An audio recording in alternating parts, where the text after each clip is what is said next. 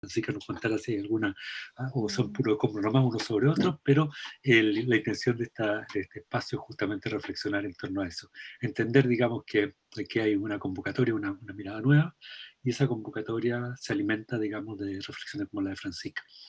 Creo que sería eso, darte gracias Francisca, feliz de encontrarnos en este espacio y a todos los asistentes, las asistentes y les asistentes, bueno, ojalá nos sigan acompañando, digamos, durante el día de hoy y más adelante las próximas sesiones que tenemos de este segundo encuentro, digamos, de primavera, del Magíster en Antropologías Latinoamericanas, Mantlas. Te dejo con Ya, tu muchas luz. gracias. Bueno, hola, buenas tardes a todas, a todos. Además son todos amigos, que estamos como en un living. Podríamos tener una copita de vino aquí. Bueno, contarles que voy a compartir una pantalla porque este trabajo es bastante visual. Vamos a ver que hay muchas fotografías muy buenas de Álvaro Jope, que trabaja en el proyecto, pero también hay ejercicios de georreferenciación que se los voy a compartir, hechos por Francisco Terraza, el geógrafo que trabaja con nosotros, y los arqueólogos que tal vez vengan, no sé, espero que vengan, el equipo de arqueología que trabaja conmigo también. Entonces voy a hacer un ratito más contar un poco de qué se trata, pero voy a compartirles entonces la pantalla y como mi internet más o menos nomás, voy a dice aquí el anfitrión inhabilitó la función de compartir pantalla a los participantes. ¿Me podría compartir? Hasta aquí llegamos. ¿Ya? Sebastián tiene que autorizarte para que La, puedas la compartir tu Lorena pantalla. está haciendo eso ahora, porque ella es Ah, la perdón, anfitriona, así que Lorena. me dice que un segundito, por favor. Ya.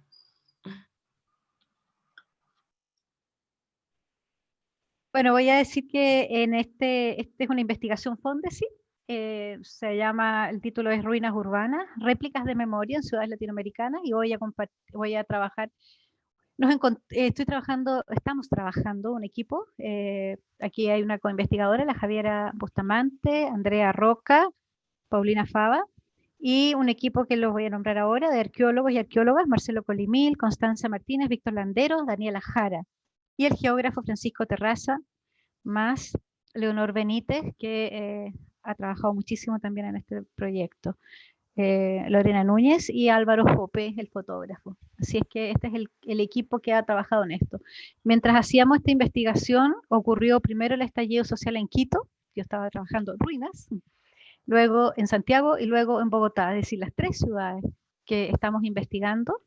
Eh, Todavía no puedo, qué raro. Así que voy a aprovechar este intersticio para consultarte algo que me consulta nuestra querida Chana Forray. Si debemos cortar las cámaras o no. Efectivamente ganamos mayor velocidad, pero no sé cómo te sientes tú con puras pantallas negras. Es que yo voy a tener la pantalla, ¿cómo se dice? Compartida, así que no hay problema. Tampoco lo voy a Entonces no hay ver. problema. Cuando uno tiene pantalla compartida no puede verlo, así Bueno, que ya. no hay Entonces problema. creo que mejora incluso la capacidad Y qué de... raro, ¿qué pasa? Que no puedo, ahora sí. Ah, ya. Ahora sí, Fran, disculpa. Ya. Ahora nos vamos nosotros de la pantalla.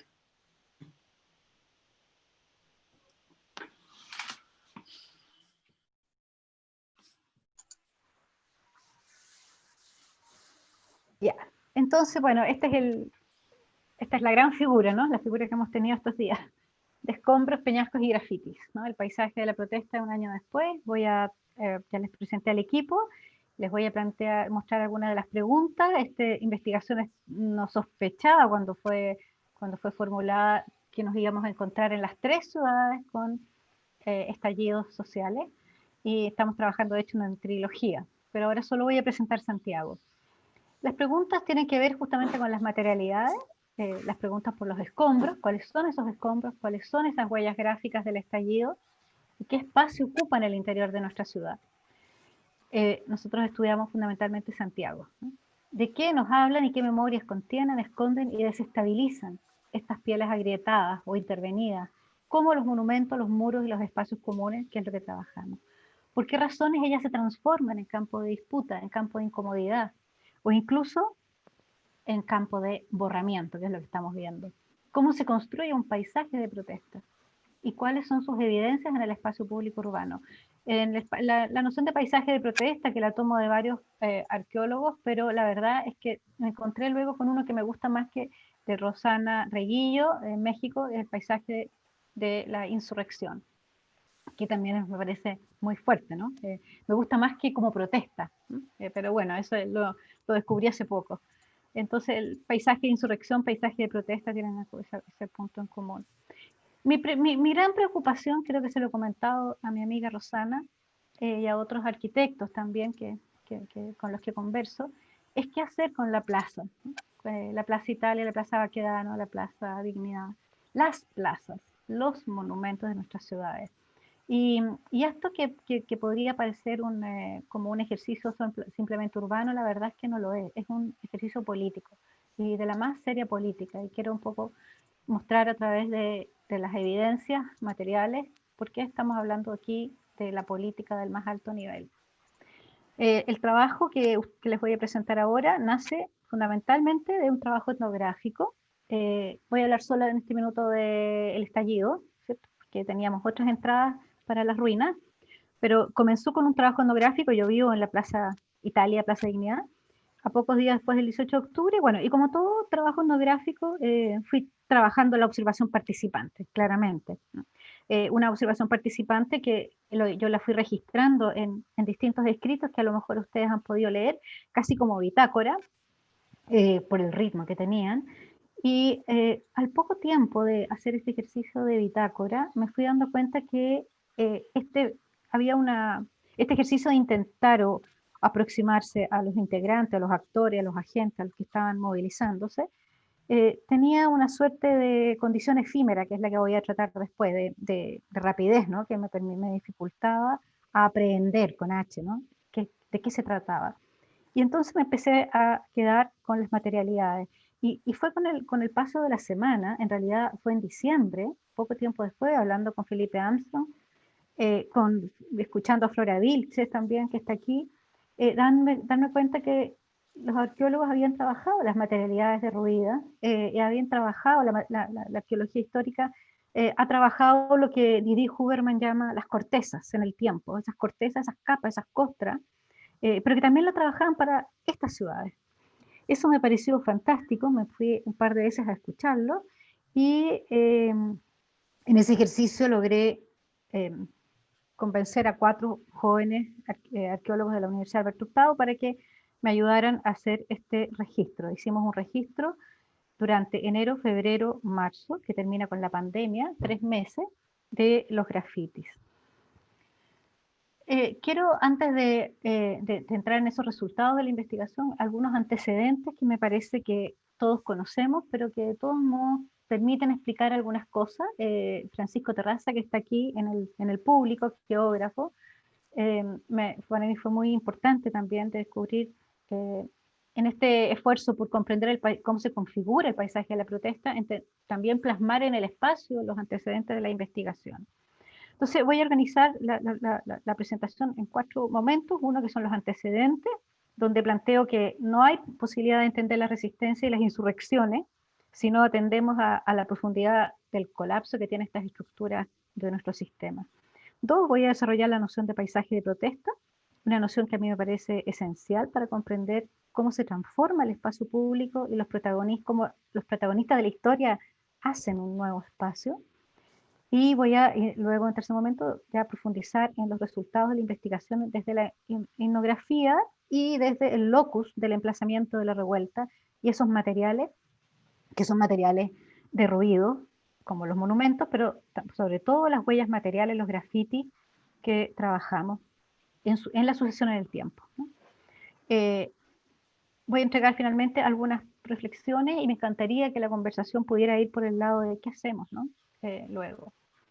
¿Qué hacemos con este espacio? Estas son fotos de Álvaro Jope, no todas, pero muchas de ellas. Yo creo que no está de más partir recordando que esta historia empieza el día 14 de octubre, no el 18, 4 días antes, cuando el grupo de estudiantes secundarios, tras el alza del pasaje, ¿cierto? 830 pesos, 30 pesos, pero que llega a ser 830, como dice ahí ese precioso rayado, llaman a evadir, no pagar, y como otra forma de luchar. ¿Se acuerdan que el grito era ese, ¿cierto? Evadir, no pagar como otra forma de luchar. Entonces, lo que empezó como un ejercicio de protesta, ¿no? Por el aumento del precio, sabemos que luego estalló en una gran revuelta popular que yo creo que no tiene precedentes, por lo menos en este siglo XXI. Y entonces ahí creo que es importante el tema de los 30 pesos, son en realidad 30 años. No voy a entrar en ese largo derrotero, no es lo que nos convoca acá, porque se ha escrito mucho sobre cómo el abuso, ¿cierto? El abuso del sistema, la desmesura de este sistema neoliberal finalmente llevó a comprender que no había otra manera, ¿cierto?, de enfrentarlo. Ay, perdón, aquí. Entonces, una de las cosas que a mí me parece más impresionante desde el estallido, pensándolo como etnógrafa fundamentalmente, y como vecina también de la plaza, fue darme cuenta que la ciudad, desde el primer día, se nos empezó a aparecer y a exhibir en obra, ¿no? En obra gruesa. Cómo empezaron a aparecer las calles, cómo los edificios fueron rayados, saqueados, vandalizados, la palabra que queramos usar, pero la verdad es que la ciudad se empezó a dar vueltas, ¿no? Y nos empezó a desafiar en el intento siquiera de pensar que podía haber un orden en esa locura. Entonces, y así como los monumentos y ahí los edificios fueron rápidamente grafiteados, ¿cierto? Las calles y las veredas también fueron eh, irrumpidas, ¿no? Y que costaba incluso llegar a circularlas. La ciudad de los escombros entonces apareció de manera bastante evidente y yo creo que de ahí nosotros hicimos rápidamente ese clic con la investigación, ¿no? No era evidente al principio, pero observar la destrucción, observar los procesos de ruinificación, ¿cierto? Y observar cómo el fuego, ¿cierto?, empezaba a apoderarse. Este mapa que ustedes están viendo está hecho elaborado por Bruno Marambio, un arquitecto, que muestra, ¿cierto?, todos los puntos de la quema de buses y metros, que cómo se distribuye por toda la ciudad, excepto, ¿cierto?, la zona oriente. ¿Por qué el metro? Yo creo que la pregunta de por qué el metro a mí me rondaba mucho. Esta foto me parece impresionante porque tiene muchas lecturas posibles, pero encontrando hace poco un libro de Katia Araujo y un colectivo de jóvenes, me descubrí algunas respuestas que me parecen interesantes. El metro, fundamentalmente, ¿por qué evadir? ¿Y por qué quemarlo luego, cierto? Cuando además era uno de los metros que parecía más higiénico y moderno, ¿no? Era nuestro lujo. Hay varias respuestas tentativas, porque aparentemente es una de las paradojas más evidentes, ¿no?, de nuestra sociedad. Entre esas paradojas aparece algo que a mí me hace mucho sentido, que es el metro, leerlo como una de las evidencias más claras de la desmesura que usa esta noción que me gusta mucho de Katia Araujo, ¿cierto?, y Martuchelli. La desmesura de un sistema en el cual el trabajo pareciera no tener fin. Una desmesura de un sistema social que adquiere cuerpo, que se corporaliza en cada uno de nosotros, que nos subimos, ¿cierto?, permanentemente, y donde la irritabilidad, dice Katia Araujo, adquiere presencia. Entonces, si la desigualdad se había ido constituyendo desde los inicios de la democracia como una evidencia que no era posible de discutir, ¿no?, con la transformación del transporte público, es decir, con el Transantiago el 2007, se introduce una nueva arista en la percepción de la desigualdad. Se introduce la noción del abuso y esta desmesura, y por tanto con ello, nos dice Araujo y Barrientos, la irritación que nos produce este encuentro obligado, denso, hacinado, ¿no?, donde a los cuerpos no les queda más que sufrir la fricción, ¿no?, y el apretuje. Entonces, la calle entonces se transforma claramente, la calle como la única escena posible para exigir ese derecho a un espacio digno, ¿cierto? De allí entonces, encontrando algunas de las claves en torno a por qué quemar el metro, tal vez ahí hay una pista, sin tener toda la certeza. Quisiera también dar ahí una señal respecto a esa foto, aquí torturan, que me parece interesante, la abordamos a propósito del libro de José Santos Herzeg sobre los espectros, ¿no? Yo creo que ese libro se lanzó pocos días antes o después del estallido social, y justamente él dice que nosotros tenemos una deuda todavía con nuestros fantasmas. que aparezca, ¿no?, un grafiti en torno al aquí torturan en esos escombros, ¿cierto?, es porque nuestros fantasmas todavía están, los fantasmas de la dictadura. Esta otra mapa refiere a los saqueos y las barricadas, ¿no?, que también uno podría no decir que son claramente una expresión iracunda de la percepción de la desigualdad, ¿no?, y del abuso que impide el respeto a los derechos de todos por igual. Tal como se muestra en el mapa, las barricadas en las calles y los saqueos en los supermercados, bancos, ¿no?, la institucionalidad se esparce por toda la ciudad, institucionalidad ícono además, salvándose nuevamente apenas el sector oriente, los barrios más ricos. Este mapa me parece importante, el penúltimo de los mapas que les muestro, porque nos muestra también este otro ejercicio que lo vimos ayer también, ¿cierto?, que tiene que ver con la quema de los monumentos de lo que consideramos patrimonio, ¿cierto?, porque es sacro en el sentido de que sería objeto, ¿cierto?, de veneración patria, ¿no?, o de recuerdo patrio. Son los objetos y las esculturas y los museos que merecerían ser recordados y resguardados. Y sin embargo, miren este mapa, ¿cierto?, muestra que justamente lo que ocurre con el estallido es que estas formas, estos valores patrios comienzan a ser radicalmente increpados, que es un movimiento mundial, no vamos a decir que solo es Chile. Lo que aquí ocurre entonces es que todo ese espesor significante que estaba adherido a los monumentos y a lo que considerábamos patrimonio, estos objetos monumentales, van a ingresar rápidamente en la esfera del escombro. Y con eso en la esfera de la desfechitización. Una desfechitización que en los términos de Marx sería, ¿cierto?, romper con ese valor, con esa regla que asigna a cada cosa un uso apropiado. Una desfechitización violenta que permite mostrar que este desplazamiento o este descabezamiento del sistema de reglas que fija lo que sería un objeto que hay que resguardar, se rompe claramente. Esto lo seguimos viendo, de hecho aquí, si ustedes miran en el número, no lo creo que lo vean, la parroquia de la Asunción, el número 14, está por aquí. Esta fue la parroquia que fue quemada ayer, pero ya cuando hicimos este mapa ya había sido quemada, ¿sí? Yo fui al día siguiente del día 20, creo que fue, a mirar lo que ocurría ahí al interior, y la verdad es que una de las cosas que más sorprende, que nunca nadie lo ha dicho, es que lo dijimos en una investigación anterior, que la parroquia estaba completamente grafiteada recordándole a la iglesia los abusos y la pedofilia. O sea, la iglesia se la ha quemado por esa razón. Entonces, hay un tema con la deslegitimación, ¿cierto?, de algunos edificios, de algunos patrimonios, evidente. Una deslegitimación y, por tanto, la quema es, ¿cierto?, la respuesta iracunda a esa deslegitimidad. Se veía venir la segunda quema de todos modos. Y termino con este mapa, mutilaciones oculares, por varias razones. Este mapa lo hizo Francisco Terraza. Ustedes saben, son 460 mutilados durante esos 5 meses de estallido social, de movimientos sociales.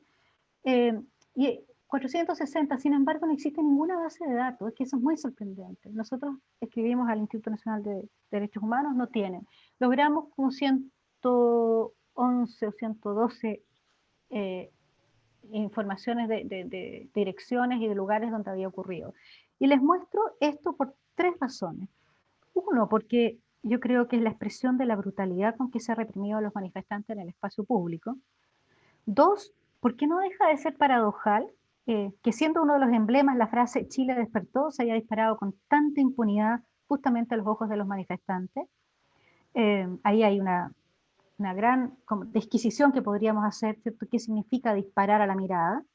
Didi Huberman nuevamente, ¿cierto? Tiene un precioso libro sobre la mirada y creo que ahí hay algo ahí que increpa, ¿no?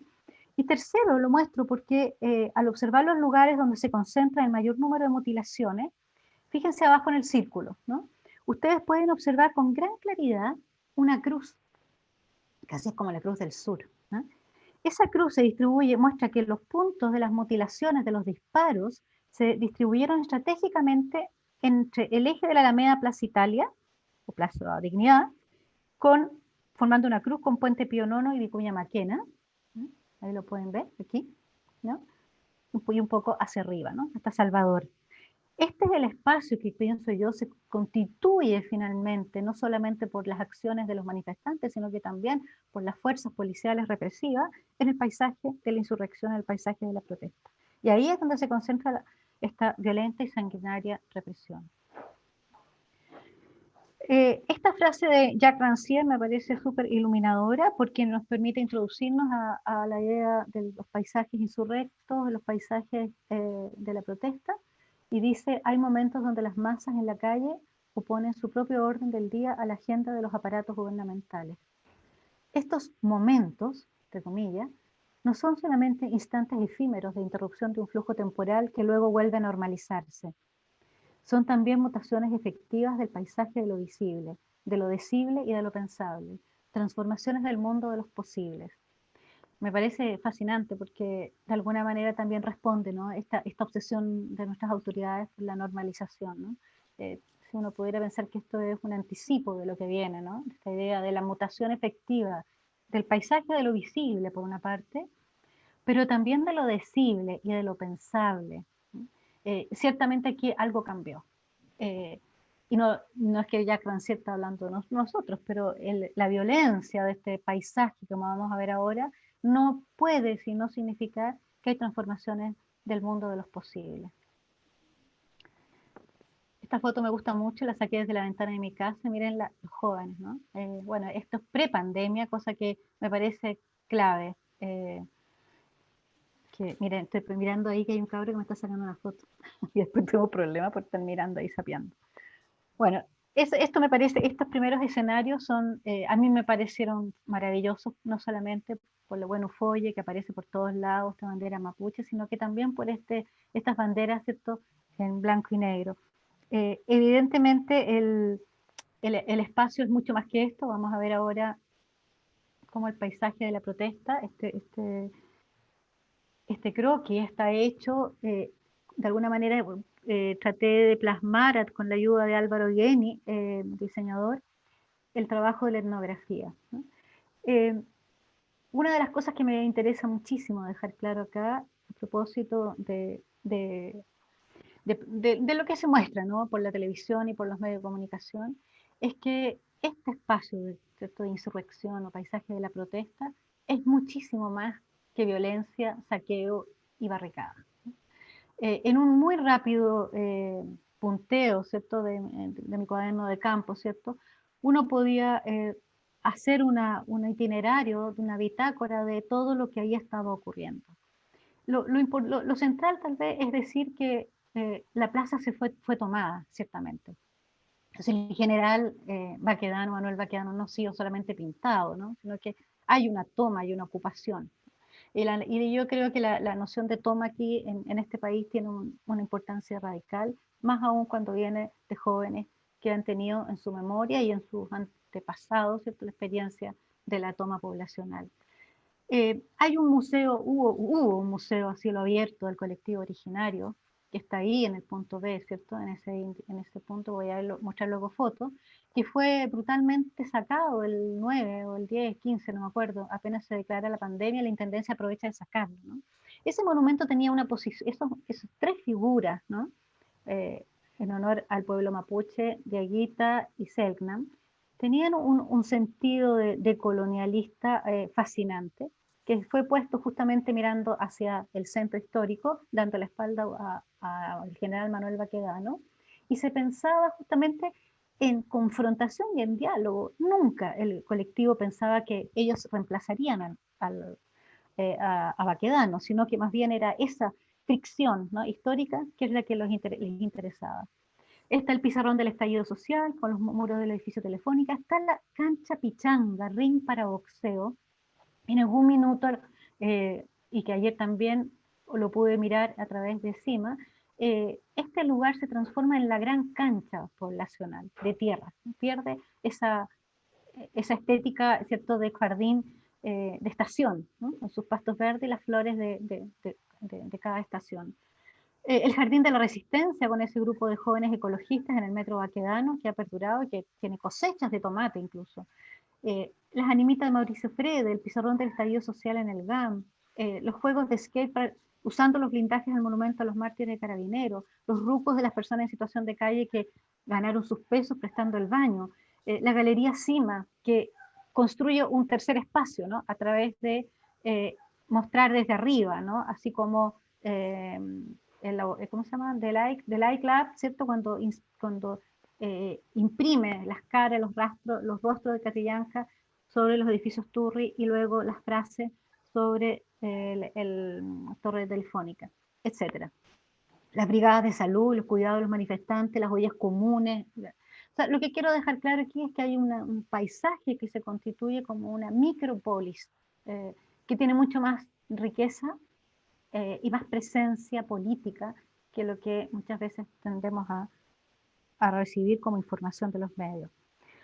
También quisiera mostrar que aquí hay una capacidad de plasticidad, ¿no? Es decir, de la materia. Una de las cosas que deja en claro la etnografía es que como las sillas del restaurante, también las sillas del restaurante saqueado pueden ser transformados en material de barricada, ¿no? Es evidente, así como los bancos de madera de las iglesias pueden arder como hoguera, o las tapas de los alcantarillados de los jóvenes pueden ser usadas como escudo para los jóvenes de la primera línea. Es decir, el paisaje de la protesta no es solo destrucción. Es muy buena la Francisca hoy. ¿Sí? ¿Qué? Alguien me dijo Francisca. Pero lo que quiero decir es que aquí hay una plasticidad, ¿no? en la materialidad que me parece de una creatividad también fascinante, sin querer idealizar ni poetizar, ¿no? Pero evidentemente es así. Lo que ocurre en Plaza Dignidad, pienso yo que no podía pasar en ningún otro lugar de la ciudad. No hay que olvidar que es nuestra zona, nuestro punto, nuestro ombligo de la ciudad. Hay un espacio público que se constituye como epicentro de dos ciudades que son separadas por un abismo, que no se tocan, Plaza Italia para arriba, Plaza Italia para abajo, signan, ¿no? Una profunda división moral que persiste a lo largo de los siglos frente a esta promesa igualitaria y democratizadora. En ese sentido, el espacio que representa este ombligo significa el estallido de estos mundos muy compartimentados. Y es importante tener claro que este paisaje no opera solo como un escenario, sino que también como un espacio donde las prácticas y las relaciones que ahí están ocurriendo están signadas por las condiciones de la protesta. Ahí hay un paisaje que se ordena según los imperativos de lo que ahí está en juego, y lo que está en juego es la transformación social, como lo vamos a ver ahora. Entonces, lo que quiero decir es que en el paisaje de la protesta hay la configuración de una totalidad o de un hecho social total, en los términos de Marcel Mauss.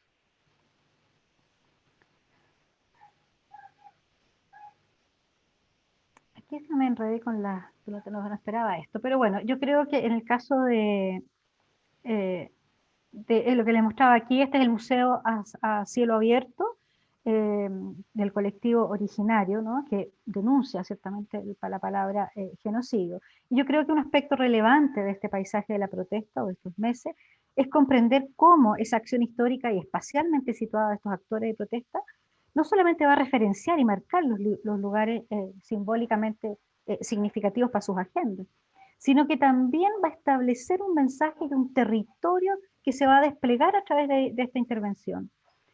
Como lo vemos acá, ¿no?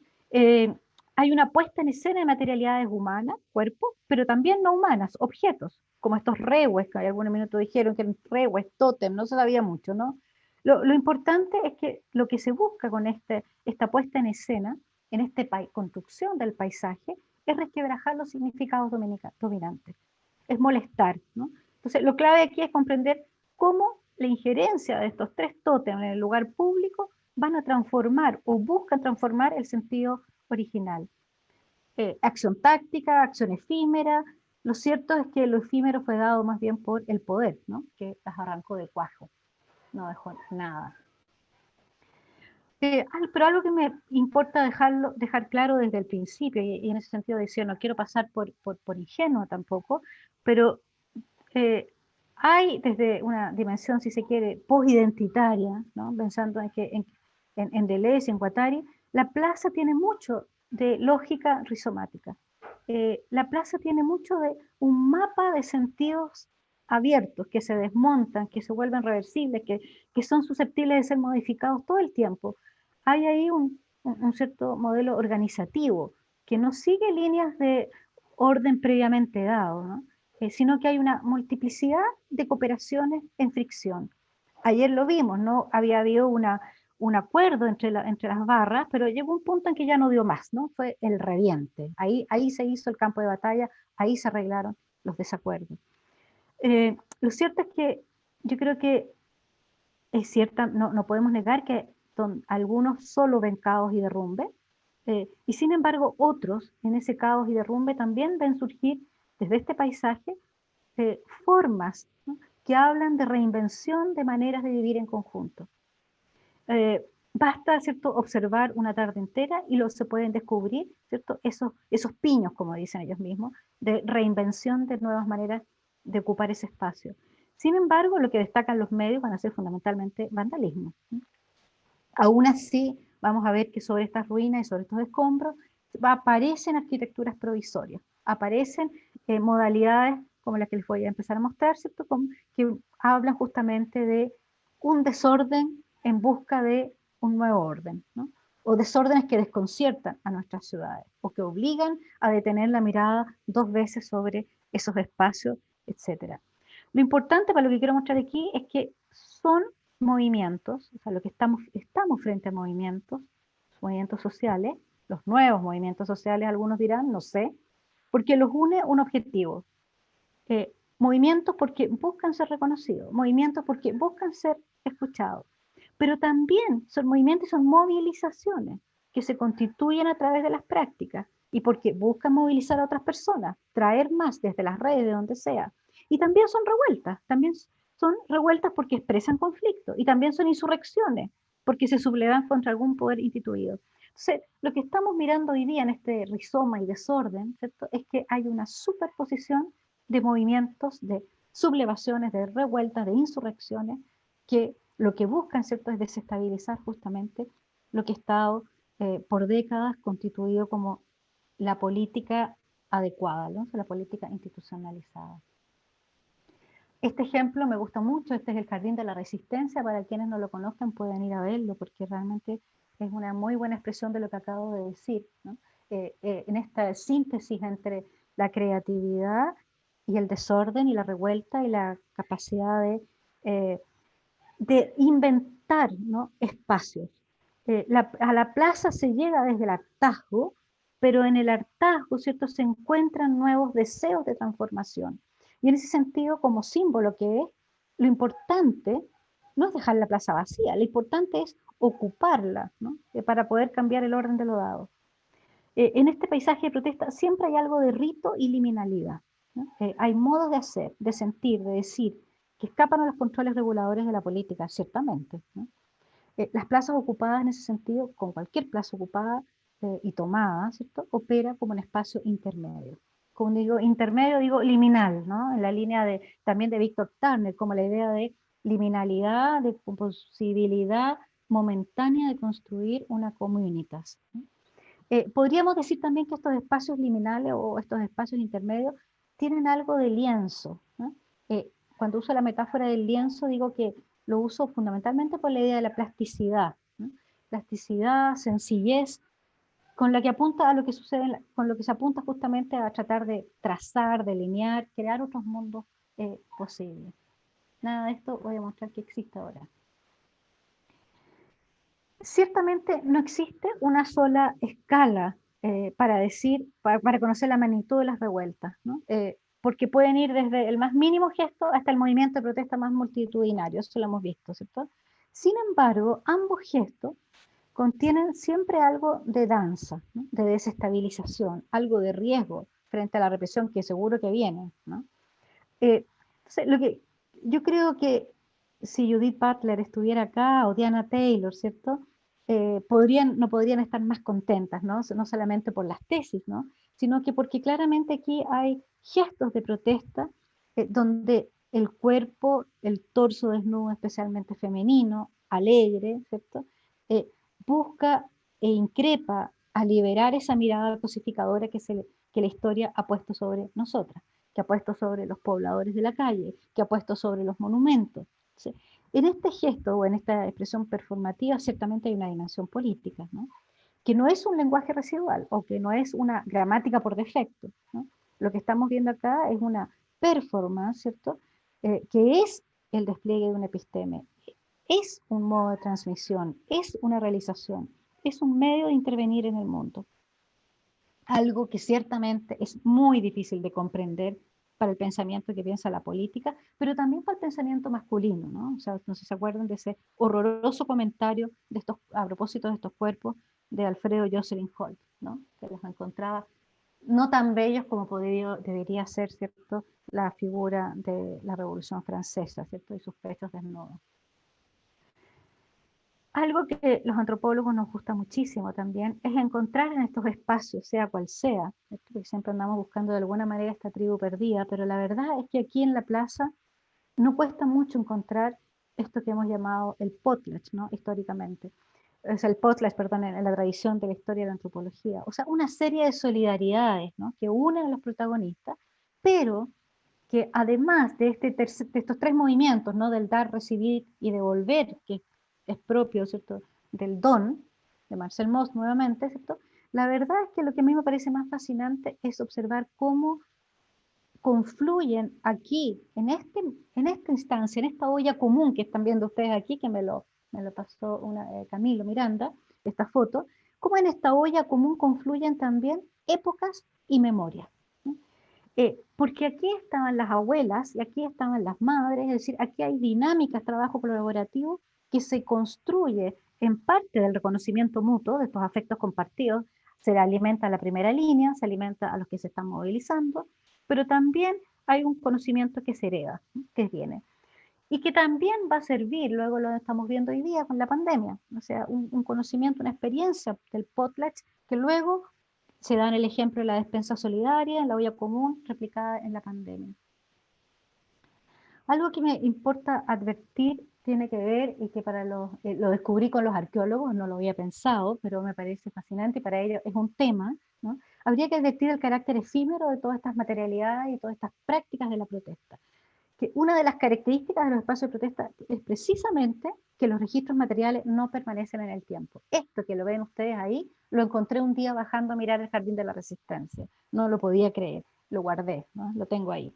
Entonces, son estos registros, estas materialidades, ¿cierto?, que pueden convertirse en objetos difíciles de rastrear, a menudo nos van a impedir algo que a los arqueólogos les gusta mucho y creo que es fascinante, la posibilidad de construir la historia de los objetos o la biografía en la protesta de esos objetos. Y yo creo que para pensar el destino de la plaza, los lugares de protesta, habría que decir que estos objetos de protesta no son meros residuos, sino que necesitan que los leamos como un bricolage entre objetos, personas y lugares. Cada uno de esas amarras, si ustedes miran con detención, esa cuchara, ¿no?, tiene una historia, es un ensamblaje creativo que se enmarca en la temporalidad y residualidad del paisaje de la revuelta, ciertamente, pero que a la vez perturba, desordena la monumentalidad urbana. El museo, el llamado Museo del Estallido Social, yo creo que algo de esto ha comprendido, ¿no?, y está hoy día un poco en esta misma línea de atrapar lo efímero, ¿no?, pero respetando su carácter efímero. Entro entonces al trabajo de los grafitis, de los murales, ¿cierto?, de las murallas, y parto con esta frase muy fuerte que no es tan evidente leyendo alguna literatura que se le reconozca, ¿no?, el carácter de enunciación a estos grafitis, y no solo de denunciación, ¿no?, o denuncia. En ese sentido, yo pienso que, y esta foto me gusta mucho porque tiene mucho esto de cadáver exquisito, ¿no? Es la poesía de Elvira Hernández, pero que también se hace de pedacitos, ¿no? Los paisajes insurrectos irrumpen justamente con este tipo de materialidades, ahí donde ha sido posible nombrar en colectivo, y donde la multitud hace conexión. O sea, todo lo que vamos a ver está ahí porque es colectivo y porque hace presencia multitudinaria. Entonces, decíamos recién que cada lugar donde ocurre una protesta es un mensaje en sí mismo, por parte del movimiento que realiza la protesta. El lugar es el mensaje. El otro día leía a Rodríguez, a Paula y a Alfredo, la ciudad es la protesta. absolutamente de acuerdo. Los muros son la protesta. Entonces, estar ahí junto a los que producen espacio al momento de protestar es lo que promueve esta acción retórica. En ese sentido, los muros y las marcas también enuncian, no solo denuncian. Una enunciación, ciertamente, que participa de lo que recién les decía, ¿no? De esta condición efímera de la protesta. Pero también creo yo que habría que preguntarse si lo efímero, si la levedad, si la inmanencia de la estética de la protesta no es también una estrategia de estos jóvenes para enfrentar a un mundo que precariza, excluye, criminaliza y los cosifica, ¿no? Encontré un texto de un filósofo argentino, de Benazayab, que dice que la protesta quizás no puede sino ser efímera en estos contextos. Dice, porque la respuesta al neoliberalismo para ganar no puede ser más que múltiple, difusa, contradictoria y situacional. Resistir no es solo oponerse, sino crear, situación por situación, otros modos de vida y otras relaciones. Y díganme si esto no es enunciar y a la vez, ¿cierto? Jugar con esa estética efímera siempre, ¿no? Es la inmanencia del arte también que se hace aquí, que deja todo abierto. Este inventario iconoclasta de la insurrección chilena, del artista Celeste Rojas, que encontré en la web, me parece fascinante, logró ella, de un llamado absolutamente abierto a las redes, reunir cerca de 2000 imágenes de monumentos intervenidos, transvestidos, transfigurados, ¿no? ¿Qué nos muestra? Yo les aconsejo entrar, porque cada uno de esos cuadritos los introduce en un mundo. En un texto de Manea Daro que encontré a propósito de este mismo inventario, ella nos dice: cuerpos posicionados y erguidos sobre ruinas y un silencio simbólico de arquitectura. Pero ante todo, cuerpos, nuevamente, celebración, colectividad reunida, reencontrada en la construcción de otros códigos de afecto y correspondencia, lazos, geometrías de identificación con un paisaje anteriormente excluyente. Eso me parece que es clave, ¿cierto? Esto no sería posible, ¿cierto?, ni deseable si no fuese porque el paisaje previo, ¿cierto?, los excluía, pero a la vez los provoca. O sea, no se le ignora tampoco, aquí hay una conversación, ¿no? Hay una provocación, ¿no?, a cada uno de esos monumentos. Que, como en toda iconoclasia, se trata de filtrar y borrar ciertos esquemas para poder así realzar otros, ¿no? Ciertamente aquí este ejercicio iconoclasta permite, ¿cierto?, borrar, pero también levantar, ¿no?, trasvestir. Y en ese ejercicio de travestismo, ¿no?, y que ustedes han fijado que hay muchísimos hoy día monumentos que tienen sus ojos con estallidos rojos, de alguna manera, ¿cierto?, lo increpa, las balas también se les van a devolver, ¿cierto? Pero también se produce un ejercicio de transposición, ¿no? Se lo hace uno más, uno de los nuestros. Entonces, hay por una parte una contestación, pero también hay una apropiación afectiva.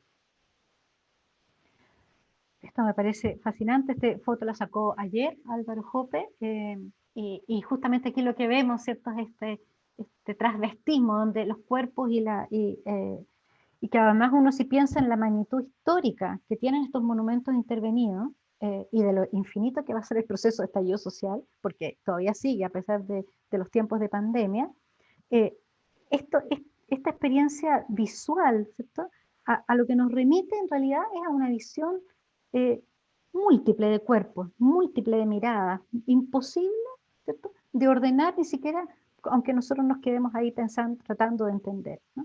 Uno podría decir, esa es la inmanencia de todo ejercicio iconoclástico. Entonces, cuerpo-imagen, ¿no?, que van aquí emergiendo en este estallido social. Un cuerpo socializado, transversal, pero sobre todo no jerárquico, ¿no? No hay que extrañarse entonces que los especialistas del patrimonio estén horrorizados, ¿no? Y que la institucionalidad política vea en esto en realidad una preocupación, porque efectivamente el derrumbe, la intervención de los monumentos está a punto de ocurrir, ¿no?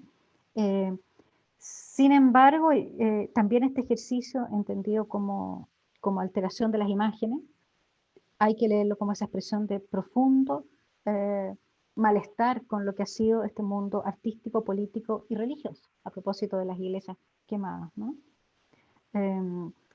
Hay un morir y también hay un resurgir. A mí me parece que eso es inevitable, ¿no? Se destruye toda representación no deseada, pero desde allí quizás se pueda levantar otra. Miren ese matapaco, ¿no? El resultado que nos dio el análisis con los arqueólogos de grafitis y marcaciones urbanas, se los voy a mostrar ahora, no sé cómo voy de tiempo. Me parece, esto lo hemos ido trabajando de a poco, pero en total tenemos 3.082 imágenes. Las imágenes que fueron los grafitis que fueron rescatados en enero, en realidad se habían acumulado en los muros desde el 18 de octubre, ¿no? ¿Qué es lo que sucede, ¿no? De estos más de 3.000 registros, un 63% de los grafitis que reunidos lo que enuncian es un deseo de igualdad, dignidad para la construcción de una sociedad más justa. ¿En términos de qué? En términos de las relaciones de género, de los colectivos, de la ecología, de los derechos y valores que nos gobiernan. Solo un 32,4% responde a expresiones de ira y denuncia frente a las violaciones de los derechos humanos o a los abusos de los políticos. En términos generales, podríamos decir que, además de la denuncia y el llamado a la movilización contra la injusticia, que eso está, ¿no? Que se reafirma como ideario para una sociedad distinta, muévete, lucha, ¿cierto? Hay 4 grandes universos semánticos que se dibujan en este ejercicio. Uno, el feminismo y los derechos de las disidencias sexuales, que pueden ver ahí que tiene un 28%, no deja de ser. 2, el veganismo, el antiespecismo y el ecologismo, algo absolutamente generacional también. 3, el anticapitalismo y el anarquismo, antisistema, quémalo. 4, la apuesta por un proceso constituyente y popular, hace apruebo. Son 4 grandes idearios que se plasman en un lenguaje que los hace fácilmente distinguibles y coincidentes con la búsqueda de la democracia. Algo que me parece que es un privilegio de haber podido trabajar con arqueólogos y arqueólogas, es el tema de poder entrar en observar las secuencias temporales de estas capas y cortezas de grafitis y de afiches. Este es un ejercicio, creo que lo hizo Constanza Martínez, ¿no? En que ella logra establecer esa secuencialidad sobre un mismo espacio, que este es el obelisco del presidente Balmaceda. Y en relación a las capas que forman los motivos, en general se logra observar que hay poco borramiento, es decir, hasta la época de pandemia, que es feroz, pero que eso no viene de los que se están movilizando, ¿no? En su mayoría logran mantenerse, es decir, hay un buen grado de conservación y raramente son removidos o reemplazados por otros motivos, en especial cuando son afiches. En relación a estos contenidos, lo interesante es que pareciera que cuando se los mueve, no obedece a una disputa interna entre los contenidos de afiche y grafiti, sino que más bien a un diálogo que se actualiza según los acontecimientos del contexto social, de lo que está pasando en ese momento. Es decir, no hay disputas internas, no es que se contesten, no es como el Twitter, ¿no? Es que uno le contesta al otro, no. Aquí lo que parece más bien ocurrir, se los vamos a mostrar, es más bien una superposición que habla de una ubicación, de estar situado, ¿no? En diálogo permanente con el contexto. Por ejemplo, en el caso del monumento a Balmaceda, que lo están viendo ustedes ahí, algunas intervenciones gráficas, tanto escritas como pictográficas, perduran de manera sistemática. Es el caso del grafiti asociado al apruebo y a una nueva constitución. Ambos se observan en dicho monumento durante los 3 meses.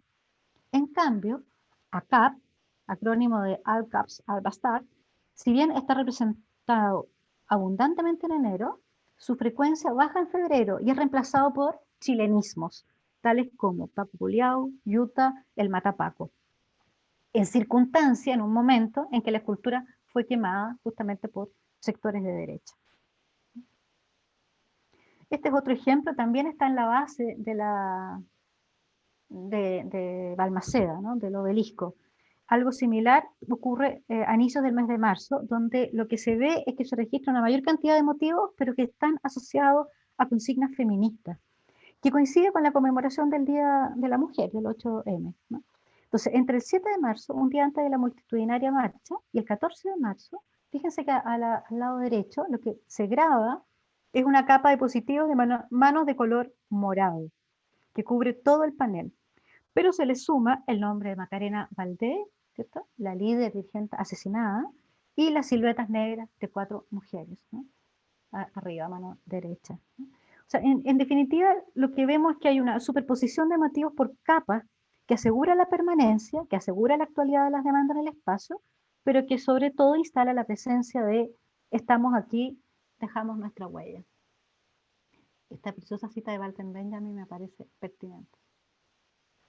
Veamos el ejemplo del metro, ¿no? Este es uno de los muros más visibles del metro. Mirando hacia el norte permanecía un grafiti de gran tamaño con la palabra venceremos, que para quienes saben, ¿cierto?, es de la canción de Quilapayún del 69 a propósito de la campaña presidencial de Salvador Allende. Fíjense que este grafiti va a ser respetado y dura bastante estamos hablando de metro Baquedano, ¿no? Pero en un respetuoso diálogo con este grafiti se van a observar muy pocas superposiciones y lo que permite que se mantenga visible. En enero, en el grafiti se coloca a modo de una guarda encima una serie de afiches realizados en serigrafía por el colectivo de jóvenes Serigrafía Instantánea. Fíjense, esos afiches aluden a la figura del negro Matapaco, a la causa mapuche y a la fuerza de la mujer en la lucha. En marzo se colocan con stencil una serie de ojos en alusión a las mutilaciones oculares y una serie de rostros del Che Guevara, respetando siempre la visibilidad del mensaje.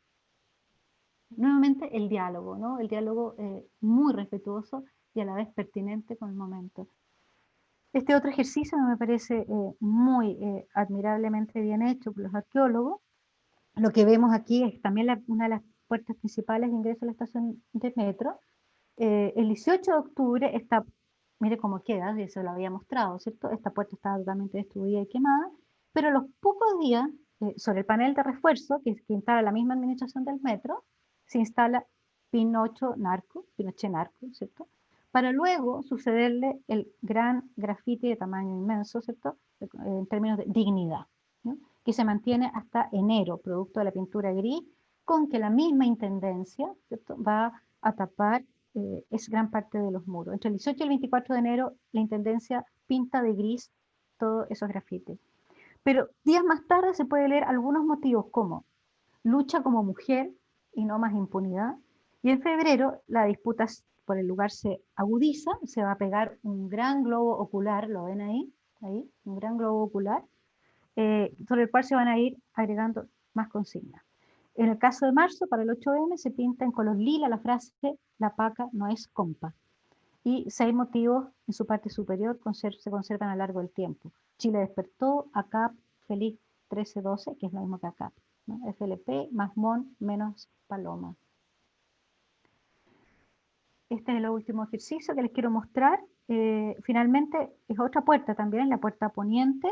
Es interesante porque en esta puerta, con el estallido, se instala un gran lienzo con las caras de los sacerdotes acusados por abuso sexual, con las fotografías de estos sacerdotes. Cuando el metro instala las planchas metálicas, aparece este otro, frente al de dignidad, ¿no? Aguante primera línea. Y en los días posteriores, este va a ser cubierto por una serie de pequeños motivos que no van a interferir con la visibilidad del grafiti, ¿no? Y algunos lienzos también que se van a colgar esporádicamente. Renuncia a Piñera, no más abusos de privados, justicia social, no más AFP. Hasta mediados de marzo, donde se instala... lo que me parece interesante aquí es que Le Monde Etanu, y aquí la A, ¿cierto?, es sacado de una película que se llama así, justamente, de 1995, que se llama El Odio, una película francesa sobre el anarquismo, la N. ¿Sí? Y esa permanece. Pero también aquí hay una cultura también de cine que habla de una juventud también formada, ¿no? Así queda luego de la intervención. Apruebo acá. El borramiento, ¿no? Y apuntes para un futuro. Voy a ir terminando. Solamente decir que al Estado ciertamente le enloquece la ausencia de límites, le enloquece la forma donde... Y estas revueltas logran eso, ¿no? Salirse del mapa de lo representable por los poderes. Y en ese sentido, si el patrimonio es la huella de la memoria y el olvido, no cabe duda, ¿cierto?, que lo que hemos podido ver sobre estos monumentos y estos muros corresponde a una disputa del patrimonio y las contranarrativas urbanas. El borramiento que han sufrido los grafitis del estallido social estos meses de pandemia instala nuevamente la pregunta por aquello que merece ser resguardado. ¿Qué es lo que merece ser resguardado? Apuntes para un futuro, con esto ya voy cerrando, ¿no? Miren, esto es Parque Forestal. Yo creo que más que preguntarse por el éxito o el fracaso de estos movimientos, o de estas nuevas expresiones del malestar colectivo, y su posibilidad de ser o no fundantes de un nuevo orden, que es una de las preguntas que he escuchado que recorre a muchos, ¿no? ¿Es o no es fundacional este movimiento? Yo quiero pensar que las preguntas deberían más bien desplazarse hacia otro lado, ¿no? Que debieran desplazarse la mirada hacia estas complicidades que se están tejiendo en la calle. Hay la configuración claramente de nuevos climas afectivos, hay nuevas configuraciones respecto a lo que es lo común, lo posible, hay un trabajo de la imaginación que busca que el mundo vuelva a ser de nosotros, como decía esa frase puesta en el metro, ¿cierto? Y que anuncian, yo diría que se está gestando un modo de hacer política y que es, en los espacios públicos, que es distinta. Evidentemente va desde la inmediatez del grito, de la ocupación del espacio público, del gesto rápido, grafitero, pero eso es nuevo, ¿no? En parte, eh, pero es nuevo y a la vez es abierto, ¿no? Es abierto porque no sabemos bien hacia dónde va a conducirnos. Lo que he querido hacer en realidad con esta socioantropología del espacio y la protesta, más bien es decir, aprendamos a mirar, ¿no? Aprendamos de estos saberes y estas destrezas, ¿no? Para romper la inercia de lo que está definido, cerrado. Siguiendo y leyendo un antiguo escrito de Araujo y Martuchelli del 2005, yo tiendo a coincidir con ellos a coincidir que si miramos a estos jóvenes, a sus barricadas, a sus pancartas como estas que están aquí en la pantalla, cuesta pensar que el modelo neoliberal se haya cristalizado completamente en ellos. Y cuesta pensar que se haya cristalizado en el conjunto de la sociedad chilena, porque no son solo jóvenes los que van a la protesta, ¿no? Y ello en buena medida porque no ha sido el único proceso de índole estructural que ha ocurrido en nuestra sociedad. En Chile, junto a la desmesura del modelo, se observan procesos de ciudadanización, es fea la palabra, ¿no? Pero en procesos de empoderamiento, procesos de apropiación, ¿no? Entre los que cuento la globalización, el mayor nivel educacional, la mayor igualdad de género. Y ciertamente estos han tenido resultados relevantes en las expectativas y en las relaciones, que dan también para pensar que hay una recomposición de los principios y las lógicas que gobiernan la relación social y la convivencia. Desde el 2006 que estamos teniendo, ¿cierto? Movimientos sociales de jóvenes. Ciertamente nos encontramos frente a nuevas exigencias en términos de los principios del ordenamiento de la convivencia. Sabemos que una de las obsesiones de los poderes, de los estados y las fuerzas policiales es controlar el tiempo. El tiempo de la protesta es un bien en disputa. ¿Sí? Volvamos pronto a la normalidad, que los niños vuelvan luego a la clase, que todo parta, ¿cierto? Comience la normalidad. Para las fuerzas del orden, acortar el tiempo de la protesta, marcar el ritmo, anunciar el final de una movilización, resultan acciones cruciales. Sin embargo, para el movimiento pareciera que no. La posibilidad de pautar el ritmo, de darse el tiempo para conversar, para grafitear, para observar, para fotografiarse, para estar en la red, ¿cierto? Es esencial en la definición de este cambio político. Yo creo, y ya voy terminando, que no hay modo de afirmar que los jóvenes en la revuelta no son sujetos de palabra, no son sujetos de discurso, no son también sujetos de enunciación. Los jóvenes involucrados en estos movimientos vienen en su mayoría de colectivos, de grupos, de espacios de intervención, que se mueven en la micropolítica y se movían en la micropolítica. Pero también hay muchos de ellos, quizás este que estamos viendo acá, que proviene de largas historias de fracaso y de desigualdad. Anthony Araya, el joven de 16 años que fue lanzado al río Mapocho, nació y ha vivido toda su vida en Bajos de Mena. O sea, sabemos lo que es Bajo de Mena. ¿Ves? Bajos de Mena es el ícono de la desigualdad a mediados de los 90. Es el ícono de la corrupción en las políticas urbanas y de vivienda. Ese es Anthony Araya, ese es el joven lanzado al río, ¿no? Entonces, en ese sentido, la ausencia, que ellos tengan ausencia de un programa político, que no tengan proyecto político, no anula la convocatoria. Ellos lo que están haciendo es cambiar la lógica de la demanda por la del mensaje. Los grafitis así lo muestran. Son expresiones del malestar colectivo, que cambian el programa por la pregunta. Es decir, por el llamado al pensamiento o a la inteligencia colectiva, nuestra inteligencia, a la acción, ¿cierto?, que tiene que ver con el reconocimiento. Entonces, las insurgencias o la insurgencia, la revuelta, como le queramos llamar, no tiene un plan, porque ellas son el plan. Y lo propio de esta insurgencia, entonces, no es diseñar un nuevo orden, sino que abrir posibilidades, abrir imaginario. Y yo pienso personalmente que las insurrecciones no tienen la más mínima intención de tomar el poder en la institucionalidad. Hay que entenderlas más bien como prácticas emancipatorias de enunciación, de combate cultural. Política, evidentemente, política, sí, estamos entendiendo por política lo que Rancière sugiere, ¿cierto?, respecto al desacuerdo, es decir, la entrada al territorio de la disputa, de aquellas voces que no han estado formando parte de la discusión y que ahora irrumpen en el debate de lo posible. Por tanto, solo para cerrar, yo creo que no estamos en frente a procesos anómicos bautistas. Este ejercicio arqueológico de la arqueología de los muros muestra eso. No estamos frente a individuos centrados en dinámicas puramente lúdicas e inocentes. La relación entre contexto político y emoción deriva y hace posible el movimiento. No estamos frente a jóvenes despolitizados, muy lejos de lo que afirmaba el rector Pena, sino que yo diría que estamos frente a colectivos diferenciales que son capaces de leer la coyuntura en clave, pero no una clave de derrota, sino que de acción, permanente acción. Potencia reconocer sectores. Y es verdad que la represión y los desalojos y todo lo que estamos viendo, los estallidos populares, ¿cierto?, afectan la masividad de la movilización. Pero estos jóvenes, yo diría que son jóvenes que han aprendido ya bastante y tienen poco que perder. Para terminar, solo dejar algunas preguntas abiertas. Me preocupa la plaza, me preocupa ese cúmulo de escombros, me preocupa que los escombros pasen a ser ruinas en el sentido de fetiche.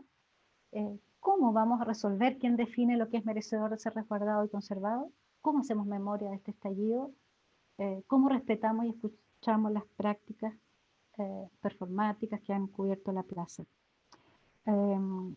Ciertamente estamos frente, nuevamente cito a Rancière, a una disputa por la distribución de lo sensible.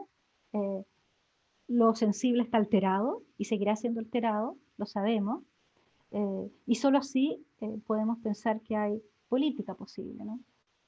Esto es fotografía que acaba de sacar Álvaro, ¿no?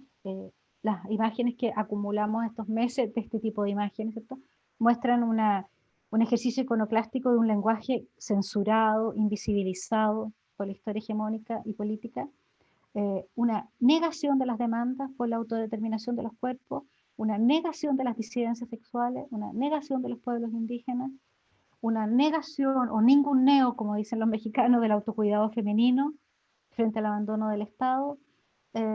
Y lo que vemos son reivindicaciones de la mujer obrera, del género libre, sin ser recluido lo binario, etcétera, etcétera, etcétera. O sea, hay una caligrafía popular o una poesía palincesta que se hace de demanda, pero también se hace de mucha, mucha imaginación.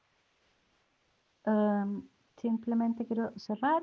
Me parece que esta cita, si tuviera que responder Castoriadis, me parece que es esperanzadora. Quizás puede ser utópica y esa es su gracia, ¿no? Habrá que edificar sobre las ruinas de los edificios simbólicos precedentes y utilizar sus materiales. Eso me parece esencial, utilizar sus materiales. Incluso si no es más que para rellenar los fundamentos de los nuevos edificios. Por sus conexiones históricas virtualmente ilimitadas, el significante supera siempre la vinculación rígida a un significado preciso y puede conducir a unos vínculos totalmente inesperados. Que así sea, ¿no? Ojalá. Muchas gracias. Dejo de compartir. Muchas gracias Muchas a gracias. ti, Francisca. Espero no haberme excedido en tiempo. ¿Dónde estoy? Ya, aquí. Estuvimos justo en el tiempo, justo una hora tal como te lo habíamos pedido, así que Ah, está el Felipe, qué perfecto. bueno. Felipe, Sí. está aquí. Bueno, Felipe ayudó harto. Francisca, Javiera ya te ha dejado un comentario y pregunta y es el siguiente. Muy interesante, Francisca. Hemos visto no solo la vestidura y resignación de monumentos a lo largo de Chile, donde el de Baqueano es el ícono, pero también hemos visto decapitaciones, desfiguraciones y derrumbes de monumentos, como la estatua de Pedro de Valdivia en el sur, que fue derrumbada. ¿Por qué Baqueano permanece, no se derrumba? ¿Por qué crees que no ha sido derribada y derrumbada por el movimiento? Hola, Celeste. Hola, Francisca. Ah, ¿Qué? pues Sara, una pregunta para ti. sí, la respuesta yo no sé si estará aquí, ojalá estuviera Samuel Yupanqui, ¿está aquí? ¿Él es? ¿Samuel? No. A mí me la dio el mismo colectivo, me parece fascinante la respuesta. El día que ellos instalaron, o sea, el día que se trató de votar la figura de Baquedano con cuerdas, y estaban a punto de lograrlo, fue el mismo colectivo de artesanos que le pidió a los jóvenes que estaban tratando de tirarlo para abajo que no lo hicieran. La razón era una sola, ¿no? La razón era que no hay proceso, ¿no? de decolonialidad, perdón, sino está la otra figura, la historia, ¿no? Detrás. Pero tenía que estar detrás, ¿no? No delante, ellos están adelante. Entonces, lo que estamos un poco en la misma línea de Marisol de la Cadena, ¿no? Cuando habla de estas mixturas, ¿no? Cuando habla de las fricciones, de la diversidad, que no caiga Baquedano, que lo sigamos pintando todos los días, es precioso, ¿no? Es lúdico, tiene que estar ahí porque es nuestra historia, es parte de nuestros próceres. Pero ojalá que así como está Baquedano, estén también los tres tótem, o los tres esculturas, como queramos llamarle. ¿Por qué no? ¿No? ¿Por qué no pueden estar? Y que estén antes, ¿por qué no tampoco? ¿No? Entonces, si no se lo ha derribado, falta poco de pronto, que es para que resista todo lo que se le está poniendo encima, sería lamentable que se lo llevaran los militares a sus cuarteles, que probablemente puede terminar pasando eso, ¿no? Yo creo que lo que mejor que puede estar pasando hoy día es esto, que todos los días tenga un color diferente. Habla muy bien de nuestro patrimonio, habla muy bien de nuestro interés, además de nuestras contranarrativas. Que siempre haya un tacho de pintura distinto para engalanarlo. A mí me gusta, no sé si al resto le gustará, pero habla bien. Muchas gracias. Francisca, ¿puedo hacerte una pregunta? Ya que no... Ah, no, perdona. ¿Por qué no juntamos preguntas para que se arme como una conversación más? Bueno, no Para hay romper un problema. poco la cosa de la... Bueno, te leo otra de las preguntas que ha llegado y después le doy la palabra a Juan Carlos. Ya. José Flores te escribe: pienso que los procesos de borramiento son similares a los procesos de blancamiento en la ciudad higienizada. Esa es la pregunta de José. Juan Carlos, ¿cuál era tu pregunta? Bien, mi pregunta es como si acaso el nombre plaza es el nombre correcto, ¿eh? Porque en el fondo, y pedirle a Francisco una reflexión que vaya más allá del punto cero, porque el punto cero queda tremendamente claro. Pero el Parque de los Reyes y el Parque O'Higgins, que son escenarios de intensa vida social, no tuvieron ninguno de estos problemas, aparentemente, digamos, o por lo menos de la magnitud, yo no vi ninguno, yo soy vecino por ahí. ¿Cómo se explicaría esta diferencia? Si solamente porque la así llamada Plaza de la Dignidad, o Italia, o Baquedano, está en el epicentro de la ciudad, ¿solamente es eso? ¿O hay algo en el uso de la plaza que invita, digamos, a este tipo de procesos que no está en los otros usos posibles que aparecen en, ¿no es cierto?, el Parque de los Reyes o en el Parque O'Higgins? O en la Quintana Normal. O en la Plaza de Armas. Que ¿por qué no estamos en la O en la Plaza de Plaza de Armas también? Que no deja a mí de sorprenderme, ¿cierto? Que podríamos estar ahí, no vamos para allá. Sí. Borramiento y blanqueamiento, yo diría que sí, que hay algo. Perdón, el Sebastián ya iba a decir No, algo. Francisca, que Celeste también quisiera hacerte otra Sí, pregunta juntemos más. mejor y cada uno Entonces responde, porque juntamos yo esa y no sé si después puedo vamos responder todo. contestando. Celeste, por favor. Gracias. Bueno, oye, qué estupenda tu presentación, qué fascinante además poder ver los mapas, ¿no? Los mapas, cómo se va ordenando en cierta manera todo el desorden. Es como armar una cronología, las cronologías que nos ayudan tanto a entender las secuencias. Mi pregunta va por el lado teórico de los términos, porque, bueno, yo soy amante de los términos como escombros, ruinas, desechos, restos, residuos, todo eso. Y justamente quizás por eso ahorita me los estoy empezando a cuestionar, en el sentido de que se han convertido en fetiches también. O sea, hay un placer por esos términos que tiene que ver con el placer por lo que representan, ¿no? Que representan esta ruptura de lo monolítico. Entonces, Pero estoy pensando qué términos uno podría usar para reemplazar, por ejemplo, la noción de escombro y residuo, que digamos para mantenerme en esas dos, porque la de ruina ya estamos claros que comienza a ser deconstruida, pero porque las nociones de escombros y residuos remiten a lo que queda de, ¿verdad? O sea, esto es lo que queda después del desplome, ta, ta, ta, ta, ta, ta.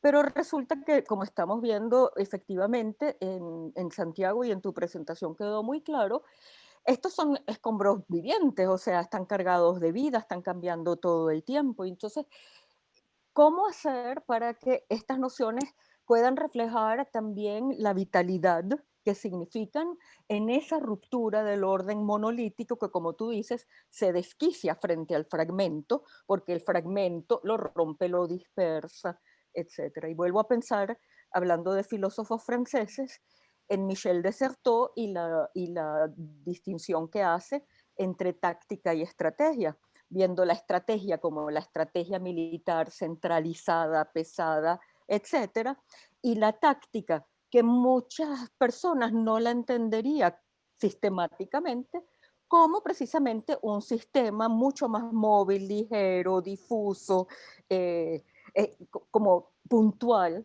Entonces pienso que habría que repensar quizás los términos que estamos usando como teóricas de las ruinas para o ver cómo replantearlo de manera que ese aspecto vital quede como mucho más en el frente. Estoy de acuerdo, sí, sí. Sí. ¿Sí? Sebastián, no sé, ¿tú quieres Esas son sumar las más cosas? preguntas hasta ahora, Sí, ¿no? Nadie sí, más ha escrito, así que sí, si quieres, sí, partes por esas que sí. llegaron. Con lo que acaba de plantear si Celeste es una gran complejidad. Hay una palabra que a mí me sale espontáneamente para referirme a estos escombros o a estos residuos, ¿no? Que es el peñasco. Eh, Hay una cantidad, o sea, la primera línea tiene una organización muy compleja que consiste justamente en picar, ¿no? Los mineros, los que acarrean, bueno, el peñasco, es el peñasco de todo, ¿no? Yo encuentro que la palabra peñasco tiene esa agencia que el escombro no tiene, ¿no? El escombro está ahí. El peñasco no, pues, el peñasco es la piedra que se va a lanzar y tiene una potencialidad interesante, que no tiene el escombro, pero no tengo mucho más que decir de eso. Eh, pero creo que deberíamos mirar más finamente el ejercicio de los de la primera línea. Lo volvieron a hacer, ¿eh? Parece que volvieron a romper las veredas, eso dicen mis vecinos. Lo de ruido, ¿no? Como posibilidad siempre. Sí, lo de la plaza estoy completamente de acuerdo. Y el otro día me decía Raúl, me decía, ¿por qué no pensar en varias plazas, ¿no? O sea, no pensar en una sola, yo pensando en política urbana, ¿no? Nuestras plazas, algo pasa en nuestras plazas de pueblo, nuestras plazas de poblaciones, nuestra plaza de barrio. ¿Por qué esa fuerza? Yo pensaba dos cosas respecto a la Plaza Italia, como se le decía antes del estallido. De hecho, había escrito sobre eso. Pensaba uno que su condición de geopolítica es muy interesante porque es una plaza a la que se puede ir y escapar fácilmente. O sea, tiene eh, cuatro intersecciones, ¿no? Permite también lo que no permite la plaza del barrio, permite el anonimato. Tú puedes ir y que no te cachen, ¿no? Y escapar rápido.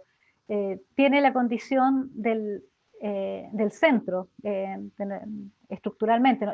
Tiene un efecto de lugar, diría Bourdieu.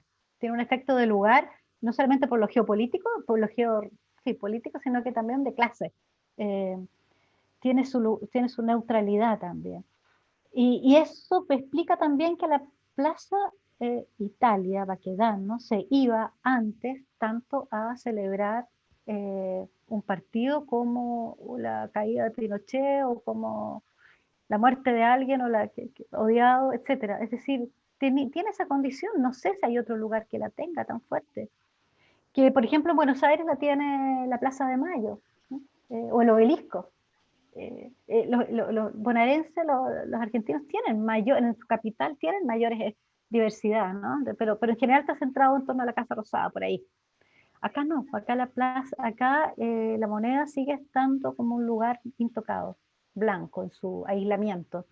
Nadie va, ¿no?, a esa plaza que además se llenó de vidrios y de agua, por tanto es imposible asaltarla.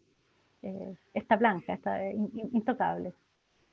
Sí, a mí me Pero sí gustaría tenemos una... sí, ¿Mm? acotar ahí que en realidad es un significado que la Plaza Italia llega a desarrollar en su plenitud, y yo creo con el metro, porque si pensamos en las manifestaciones anteriores, digamos, el 60, el centro era la Alameda y la Plaza de la Constitución, ahí se desarrollaba la lucha política. En Chile la Plaza Italia era como la periferia de eso, pero el metro y los mapas que tú señalas se ve hiper claro, el metro conecta Puente Alto, y Puente Alto es un nodo, digamos, bueno, tú Pero yo creo que el mencionabas metro lo Bajo de refuerza, Melo, pero no es, pero lo venía refuerza. de antes, venía de antes. Acuérdate del mismo programa Plaza Italia, que partía justamente poniendo el punto en la incomodidad. Yo creo Es que que viene de como yo antes. De soy hecho, más viejo que tú, el de los- antes mío es más antes que el tuyo. no, pero, yo le escuché a Gonzalo Cáceres una vez que del 35 es la primera gran manifestación en torno a la Plaza Italia. No sé si era así o no, del año 35. No lo sé. Ahora, la pregunta por el borramiento y el blanqueamiento es distinto a pesar de que las consecuencias son similares, ¿no? Porque el blanqueamiento, acuérdense que apenas empezó el estallido, llegaron grupos de derecha, evangélicos, a cubrir de lienzos y a pintar de blanco, y con poleras blancas, vestidos de blanco. Esa es la idea de la paz, ¿no? En cambio, el borramiento ha sido hecho con colores del camuflaje, colores militares.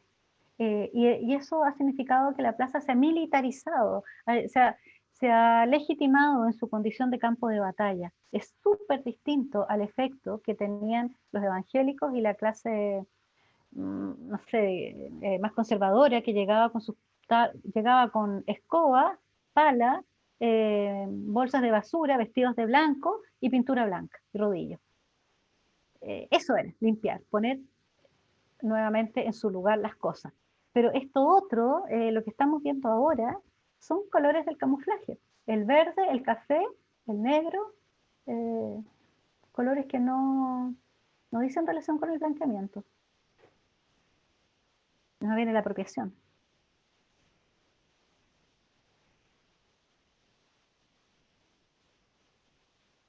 Celeste, el costado. Yo veo buenas manos aquí levantar. Hablen nomás, pues, total. Sí, Felipe, por favor, adelante. Aprovecho de darle y agradecerle a la decana de la facultad por el Andón por acompañarnos en ¿Dónde esta jornada. está? No la Sí, veo. Qué raro. que está por ahí conectada. Arriba, dice facultad. Ahí está la Polet, sí. Sí. Felipe, por favor, veo que tienes la mano Sí, levantada. vale. Hola, Francisca, súper. Y gracias por incluir la mirada arqueológica. Tengo dos preguntas en relación con, bueno, una tiene relación con justamente las intervenciones gráficas, y que es algo que yo he estado pensando que lo hemos conversado con colegas en relación a esta posible, no, esta intertextualidad que ocurre entre la intervención gráfica en la ciudad y las redes sociales. ¿Cómo ves tú ese mundo real y el mundo virtual que como que no existe? De hecho, muchas veces para entender el rayado en la calle, tenéis que entender o tener algún tipo de conocimiento de lo que está pasando en Instagram, en Twitter, en TikTok, qué sé yo. Eso por una parte, y cómo lo hay en términos generacionales también. Y la otra pregunta tiene que ver con el tema del patrimonio, en relación a las últimas preguntas que tú te planteabas, que a mí me suena como que hay una obsesión por patrimonializar la protesta, que lo vimos al principio, o sea, durante octubre, noviembre, diciembre, cuando apareció el Museo de la Dignidad, me parece, que se enmarcaban muchos... Del estallido social, Museo del Estallido Social. no, era otro, era uno que eran Otro. unos marcos dorados que se ponían en la calle, como resaltando ciertos rayados. Sí, Y me pregunto entonces, ¿por qué o qué pensáis tú respecto de ese proceso de patrimonialización instantáneo que se ve como una necesidad imperiosa de patrimonializarlo todo? Sí, es brutal, sí. Bueno, de hecho el Museo del Estallido a mí me pareció, nada que ver, pero después me di cuenta que hay otros países que también lo están haciendo. Respecto al paisaje, te interesaría mucho el libro de Rosana Reguillo sobre los paisajes insurrectos, porque ella justamente dice lo que plantea y trabaja muy bien a propósito de, de las movilizaciones globales, ¿no?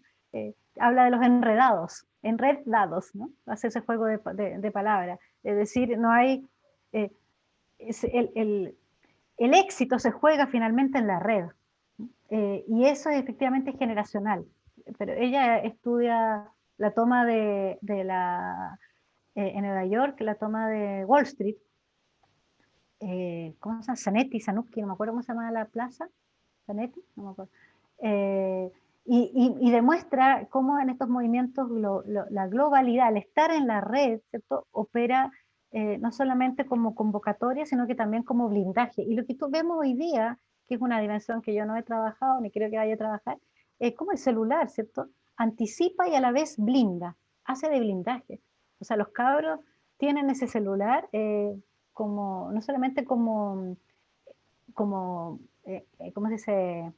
Como red, como engranaje entre ellos, sino que también de blindaje.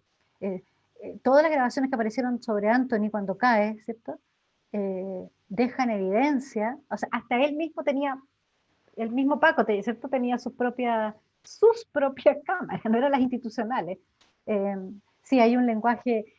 Por una parte está eso, y también lo otro que Reguillo me parece que trabaja muy bien, que habría que verlo, es cómo galerías como estas cámaras, ¿no? Como Galería Cima, como The Lab Light, crean otros espacios, otras espacialidades, que no tienen que ver con la presencia del peatón, ¿no? De la plaza como tal, sino que hay un otro universo que se mueve en las redes. Y respecto al patrimonio, sí, yo creo que es la tentación de fijar, a propósito del efímero, ¿no? De esta condición efímera de la protesta. Es una gran obsesión por fetichizar y aprender, ¿no? De agarrar algo, que se nos quede algo. No quiero ser solo perversa, porque como Gordillo, que Gordillo sospecha también, dice aquí también hay... se saca, ¿no? Se sacan tributos, recursos también de los ejercicios patrimonializantes. Puede ser. Pero yo creo que es el miedo al efímero. Y que siempre es mejor tener algo seguro y algo que se naturalice, que se reifique, que se estabilice. Pero me parece que en este momento es lo menos adecuado. Sí me parece más fascinante las contranarrativas, las otras contranarrativas, sabiendo que hay un minuto en que se empiezan a naturalizar, de tanto ir a pintar a Baquedano, se nos termina instalando, ¿cierto? Como lo que hoy día es, pues, un pastiche. Sí, pero yo creo que es la condición de la cultura, es la jaula de la cultura, el ejercicio de la patrimonialización, como de que lo recordemos, ¿no? De que sea nuestro, como las identidades, tiene algo de la identidad también, de esa configuración que nos tiende a cerrar. ¿Por qué? Por miedo. Creo que nos da miedo esta inmanencia de dejar todo abierto, ¿no? De la belleza, del cuerpo, de que todo fluya. Qué susto, ¿no? Cuando sabemos lo que nos ha ocurrido por eso. No sé si había otra pregunta, no me acuerdo. Por ahora no ha llegado ninguna muchas gracias. pregunta. No sé si alguien más quisiera hacer algún Gustavo, quería comentario. decir algo sí. Déjame que yo Muchas estoy gracias. aquí en la incertidumbre de si volver a intervenir o no, pero creo que va tan como pensando contigo, ¿no? Que es lo que ocurre cuando uno escucha una buena conferencia, que es que te pone mucho a pensar. Y en respuesta a mi propia pregunta, estaba pensando... No, puro amigo, puro colega. Lucía, bueno, ella viene de Quito, puede responder, porque está trabajando en la trilogía del estallido Quito, Santiago, Bogotá. Lucía Durán, que está en la quinta. Francisca, ¿me escuchas? Escuchamos, Sí, claro, Celeste. Porque yo estaba pensando en Muy bien, responder a gracias. mi propia pregunta sobre la negatividad, entre comillas, de los residuos, que obviamente fragmentos no tiene esa misma carga. Fragmentos y restos, la noción lacaniana del resto, que en inglés es leftover y en francés es el objet petit, que es tan particular en la teoría lacaniana.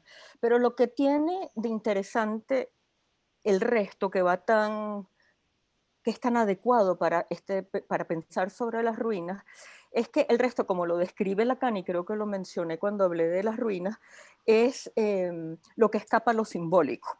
Es decir, siendo que lo simbólico es, por ejemplo, la cultura patriarcal que se impone a través del lenguaje, el resto, según Lacan, es el imaginario, en el cual, por cierto, mucho de lo femenino queda, que no queda ordenado por lo simbólico, y por lo tanto, el resto produce tanto placer como rechazo, ¿verdad? Y creo que por ahí habría que pensar.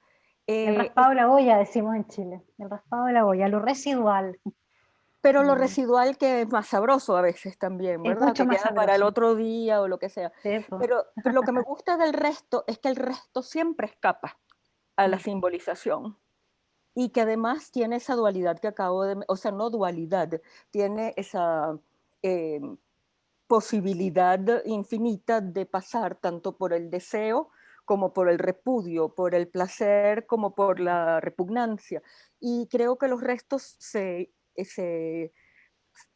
digamos, es parte de una manera de ver los restos que además nos muestra lo que decía antes, que tú muestras también, que es cómo los restos siguen vivientes, pues, o sea, como...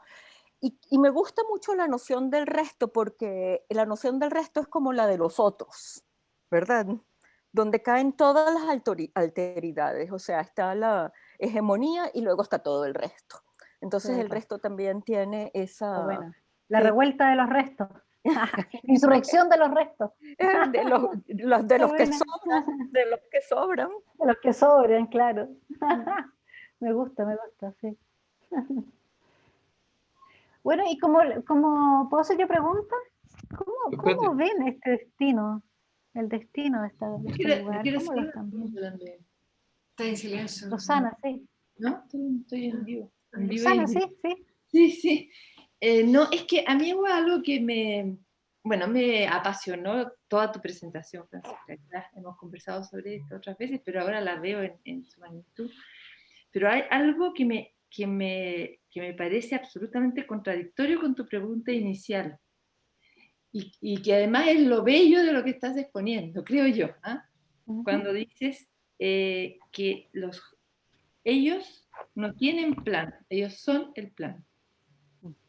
Cuando dice eso, yo creo que uno no puede esperar, o sea, creo que la pregunta no es ¿qué hacemos con esto? ¿Qué hacemos con esa plaza? Yo creo que esa plaza es lo que va a ir siendo si es que esta sociedad lo permite y los pacos no terminan de matar a todos, etc.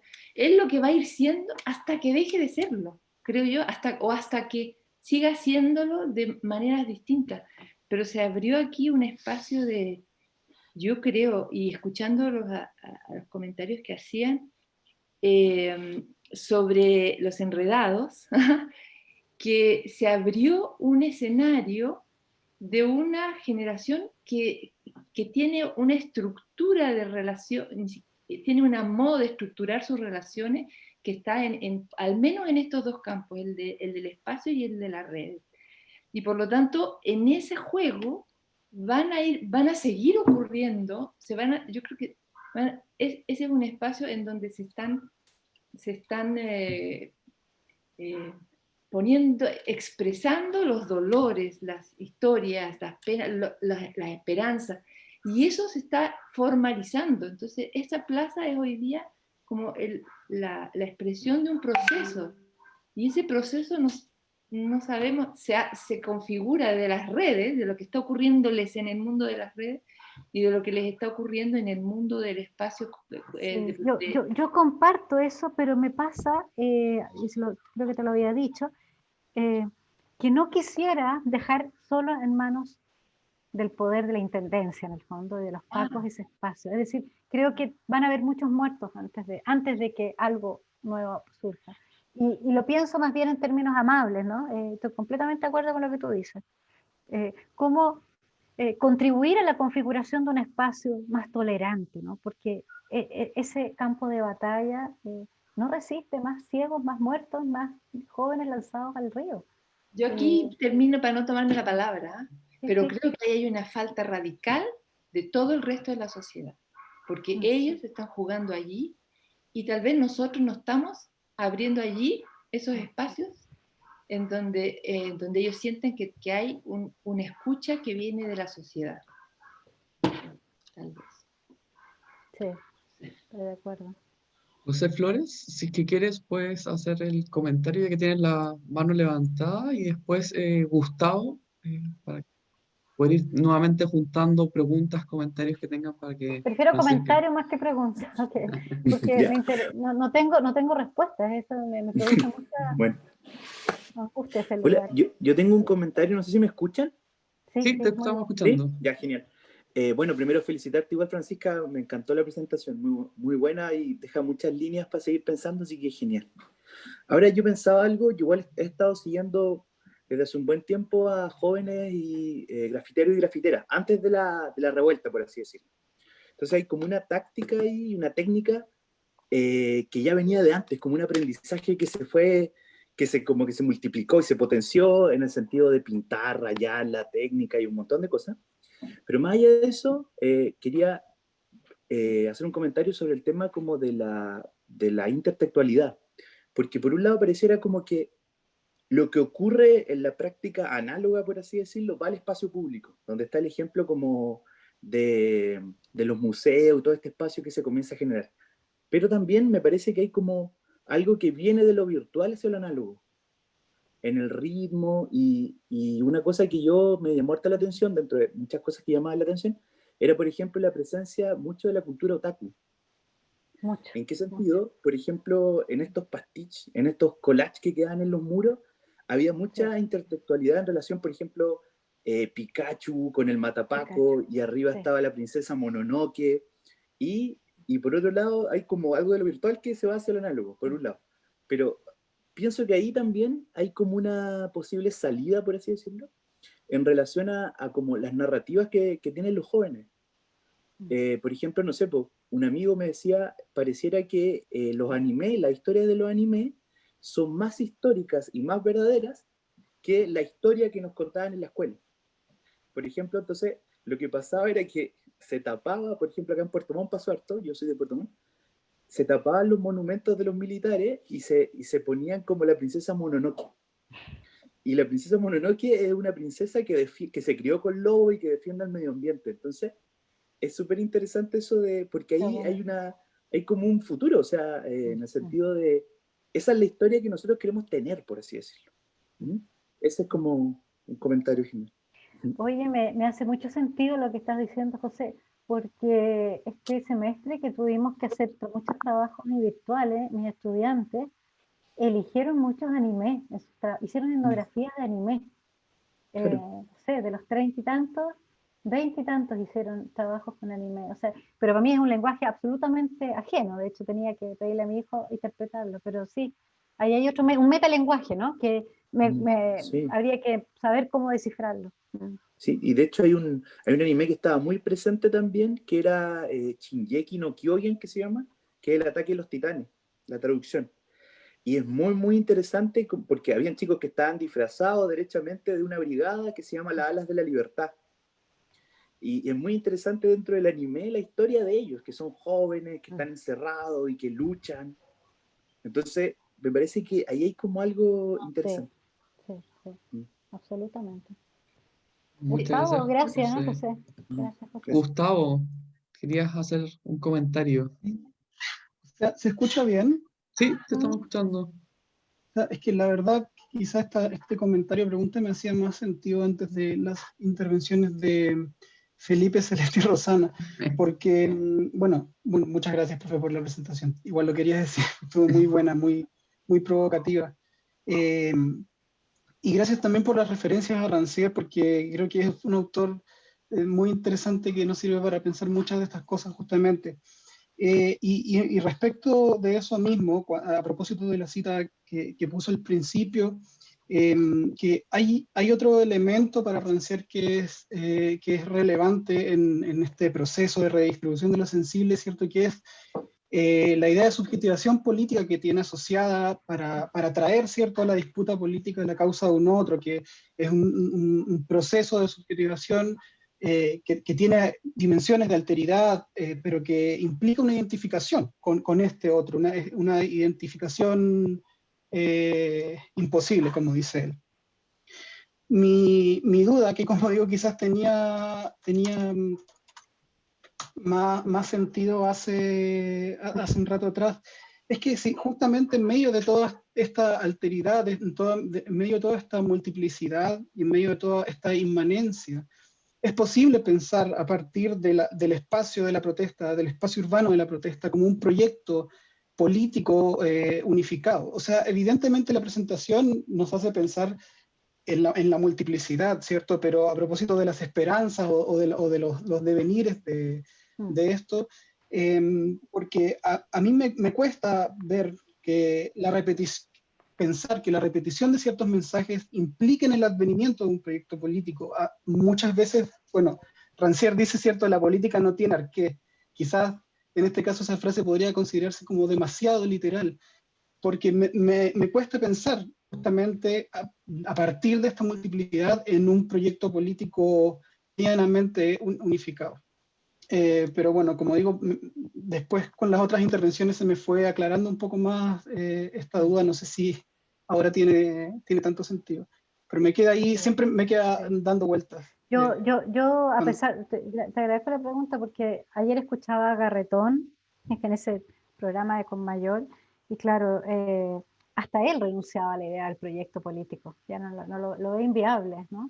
Yo creo que estamos siguiendo con Rancière frente a espectadores emancipados, ¿no? Ese precioso libro que tiene del espectador emancipado, la idea de la emancipación como el despertar. Chile despertó finalmente, pero de que eso siquiera tome la forma de un horizonte. Mi problema es más pedestre. Mi problema es pensar que desde este estallido, desde esta esperanza, de esta emancipación, no resulte nada. Puede haber una generación nuevamente perdida, ¿no? Creo que han habido ya otras generaciones perdidas, como se dice de la de los 80. Eso me preocupa, pero concuerdo contigo que no es el cerrar, ¿no? El proyecto, es un proyecto político único, hegemónico. No es lo que los cabros tampoco están pidiendo, ni están haciendo. Están, por el contrario, dando una cantidad de señales que hablan más bien de una... no es una dispersión tampoco, sino que es de un estallido, ¿no? Denunciaciones políticas de una complejidad que nuestra generación no tiene. O sea, lo que hablaba de recién aquí, que los lenguajes, que aparezcan estas figuras que hablaba José, ¿no? Que yo dice con ni nombrarlas, ¿no? Estamos en un mundo muy complejo. Mi única preocupación es cómo contribuir a que la caída no haya más Anthony, ¿no? No haya más Anthony metafórica y concretamente, corporalmente. Que el reparto de los sensibles finalmente no siga siendo el mismo de siempre. Y que algo les toque, ¿no? De una vez por todas. De una vez por todas.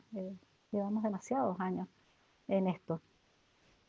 El 2006 fue el primero. El 97 son las casas Copeo, o sea, las casas de Anthony, el 97 son descubiertas en su fraude, en su miseria.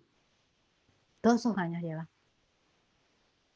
Entonces, yo no tengo... Y también me asusta las discusiones que escuchaba a Mayol y a Garretón sobre si esto es o no un movimiento fundacional. ¿Fundacional de qué? ¿No? ¿De qué estamos? O sea, qué terror. Como el patrimonio, como la pregunta por el patrimonio, ¿no? ¿De quién es Baquedano? ¿No? ¿Por qué tiene que ser de alguien? ¿No? ¿Por qué? Sin querer ser posmoderno tampoco, ¿no? Pero creo que estamos en una situación muy compleja. Lo que sí creo que estas instancias debiéramos tenerlas más seguido en otros espacios, con ellos, no solo entre nosotros. Muchas gracias, Francisca. Hay varios comentarios de agradecimiento por el espacio, por la misma charla que realizaste. La gente considera que ha sido sumamente interesante lo que nos has señalado. Y esas han sido las preguntas, los comentarios que han llegado de Gracias parte a todos por darme la del posibilidad también público. de tirar cantidad de informaciones y cosas, y gracias también, quiero darle las gracias también a la Flora y a Felipe y a la Ita que están aquí, que son los arqueólogos con los que se puede hablar también, eso me alegra, y el resto de los amigos y las amigas que están acá, son todos. A Nicolás Martelli, años que no lo veo. Y la Vicky. Chao, Vicky. Bueno, por nuestra parte, dejarlos invitados desde ya a la próxima charla que vamos a hacer el próximo 9 de noviembre, en la cual van a participar 2 egresados del Magíster en Antropologías Latinoamericanas, así que esperamos contar con su participación.